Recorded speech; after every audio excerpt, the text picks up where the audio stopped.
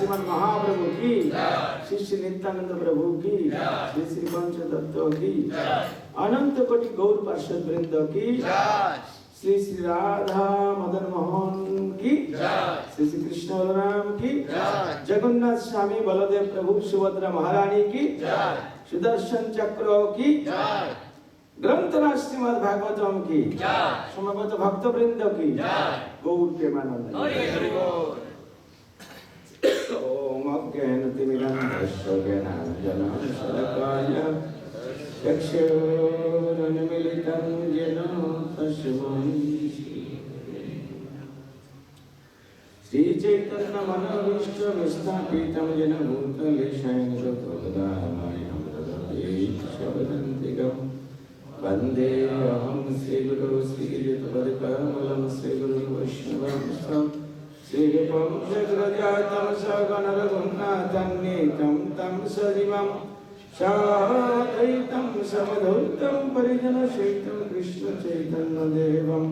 श्रीराधा कृष्णपादान् सगुणललिता श्रीविशाखान्वितान् नामयं विष्णुपदाय कृष्णपृष्ठाय भूतले श्रीमते भक्तिवेदान्त स्वामिनिति नामिने नमस्ते सरस्वती देवे गौरवाणी प्रचारिणे निर्विशेष शून्यवादी पश्चात्पदेशुतारिणे वंशकल्पतरुवर्ष कृपासिन्धुर्भयेव च पतितानां पावनेभ्यो वैष्णवेभ्यो नमः नमो महावदन्नाय कृष्णप्रेमप्रदाय कृष्णाय कृष्णचैतन्यनाम्ने गौरकृष्णे हे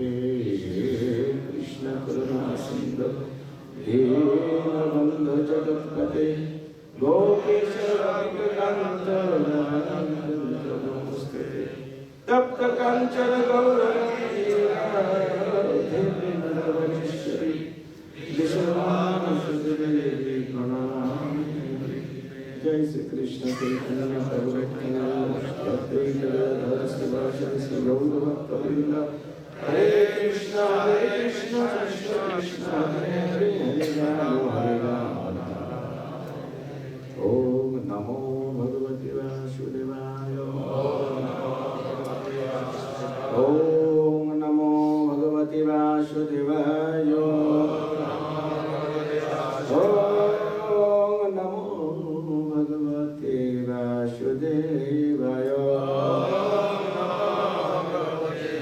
नारायणं नमस्कृत्य नरं चैव नरोत्तमं देवीं सरस्वतीं व्यासं ततो जयमुदीरये नष्टोक्ताये श्लोकदेषु नित्यं भगवद्सेवया भगवतीर्थं श्लोके भक्तिर्भक्ति नष्टिति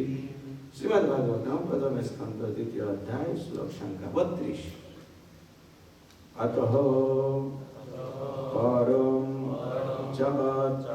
अव्यक्तं अपुरः गुणबृंहितं अदृष्ट अश्रुत वस्तुतात् सः जीवः जत् पुनर्भव अत परं जत व्यक्तं अपुरं गुणबृंहितं अदृष्ट अश्रुत वस्तुतात् सजीव जत् पुनर्भव अतः परं यदा व्यक्तम् आपुर गुणबृंहितम् अदृष्टश्रुतवस्तुतात् सजीव जत् पुनर्भव अतः परं यदा व्यक्तम् आपुरं गुणबृंहितम् अदृष्टश्रुतवस्तुतात् सजीव जत् पुनर्भव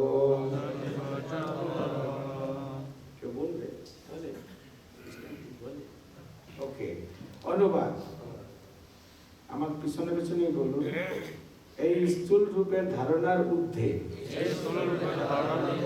আরেকটি সূক্ষ্ম রূপ রয়েছে যার কোনো পরিণত রূপ নেই এবং যা দেখা যায় না যাকে শোনা যায় না এবং যা অপ্রকাশিত এই সূক্ষ্ম স্তরের ঊর্ধ্বে হচ্ছে জীবের স্বরূপ তা না হলে সে বারংবার জন্মগ্রহণ করতে পারত না শিল প্রভুপাদ কর্তৃক এই শ্লোকের তাৎপর্য শিল প্রভুপাদ কি স্থূল জগৎকে যেমন পরমেশ্বর ভগবানের বিরাট শরীর বলে অনুমান করা হয়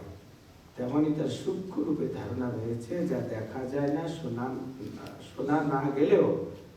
যা দেখা বা শোনা না গেলেও অথবা প্রকাশিত না হলেও উপলব্ধি করা যায় কিন্তু এই সমস্ত সূক্ষ্ম অথবা স্থূল শরীরের ধারণা জীব চেতনার সঙ্গে আপেক্ষিকভাবে সম্পর্কিত স্থূল জড় রূপ এবং সূক্ষ্ম মানসিক অস্তিত্বের ঊর্ধ্বে জীবের স্বরূপ রয়েছে জীব যখন তার জড় শরীরটি ত্যাগ করে তখন তার স্থূল দেহ এবং সূক্ষ্ম মানের কার্যকলাপ বন্ধ হয়ে যায় প্রকৃতপক্ষে আমরা বলি জীব দেহ ত্যাগ করে চলে গেছে কেননা তাকে আর কিছু করতে দেখা যায় না এবং তার কাছ থেকে কিছু শোনাও যায় না। গভীর নিদ্রায় নিদ্রিত থাকার সময় স্থূল শরীর যদিও কোনো ক্রিয়া করে না, তবুও তাকে শ্বাস প্রশ্বাস নিতে দেখা যায়। আমরা বুঝতে পারি যে সে শরীরের ভিতরে রয়েছে। সুতরাং জীব দেহত্যাগ করে চলে গেলেও তার অর্থ এই নয় যে তার কোনো অস্তিত্ব থাকে না, তা অবশ্যই থাকে। তা না হলে বারবার কিভাবে জন্মগ্রহণ করত? এর থেকে আমরা সিদ্ধান্তে আসতে পারি যে ভগবান চিন্ময় রূপে নিত্য বিরাজমান। তার সেই রূপ জীবের স্থূল শরীর জীবের মতো স্থূল বা সূক্ষ্ম নয়। জীবের সূক্ষ্ম স্থূল এবং সূক্ষ্ম রূপের সঙ্গে তার কোনো তুলনা চলে না।